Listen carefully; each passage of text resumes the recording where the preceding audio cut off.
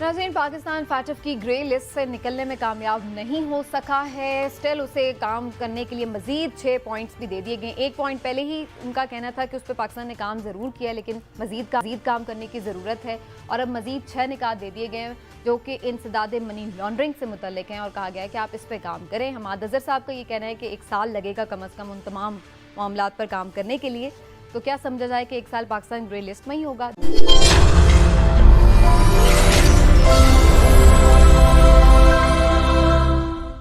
जी हिलाल साहब, पहले आपकी तरफ आते हुए, क्या सर कब निकलेंगे हम ग्रे लिस्ट से?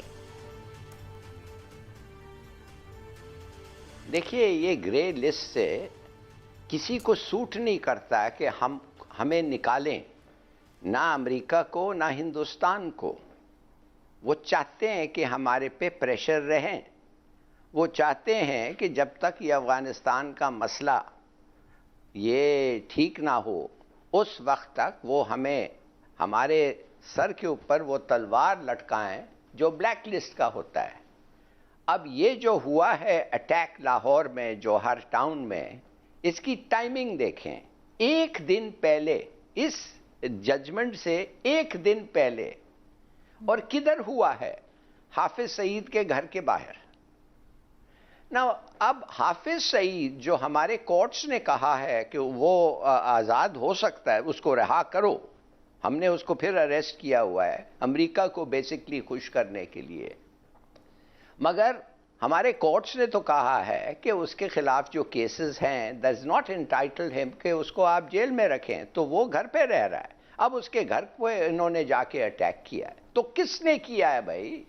हमारे एक 2 साल का लड़का आपको बता देगा कि या अमेरिका होगा या हिंदुस्तान होगा या उनके, वो तो खैर दोनों नहीं, हमारे प्रॉक्सीज होंगे उनके पाकिस्तान में। और वही हुआ, नतीजा वही हुआ, अटैक हुआ। हाईलाइट हुआ कि हफीज सईद और लोग जिनको ये कहते हैं लश्कर तैयबा के, लश्कर मोहम्मद के, तो कहने की बात सिर्फ ये है कि ये तो ऑब्वियसली ए प्रीटेक्स्ट है, और उन्होंने इसको इस्तेमाल करके हमें 6-7 महीने और रख लिया लिस्ट पे। 6 और हमें चीज़ें दे दिए, कहें कि इनके पीछे जाओ, तुम लोग बताओ ये क्या कर सकते हैं। सो इट वाज ऑब्वियस कि ये होने वाला था। अटैक के पहले ही सबने अटैक के बाद तो सबने कह दिया था कि ये होने वाला है, और वही हुआ।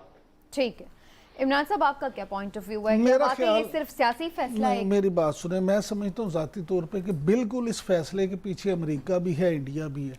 लेकिन हिलाली साहब की इस बात से मैं मुत्तफिक नहीं हूँ कि कल वाले बम धमाके की वजह से ये हुआ। उसकी बुनियादी वजह ये है कि फैटफ के जो ये फैसले होते हैं ना, एक रात में नहीं होते, ये उन्होंने फैसले किए होते हैं। हाँ जी, ये अब दूसरी आपको बात बताऊं कि ये जो आज हुआ है पाकिस्तान को ग्रे लिस्ट में रखने का फैसला, ये हुआ कैसे?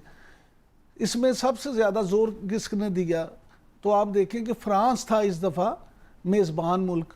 फ्रांस ने ये कहा कि जी इनको अभी रखा जाए, और यूरोप के दूसरे ममालिक ने भी उसकी तायद की, और उन्होंने कहा हाँ जी बिल्कुल इनको अभी ग्रे लिस्ट में रखा जाए। अब फ्रांस क्या है, आप देखें कि फ्रांस के साथ आपके ताल्लुकात सफारती लेवल पे किस तरह के हैं। 2020 से आपने वहाँ पे मुस्तकिल को अपना सफ़ीर भी मुकर्रर नहीं किया।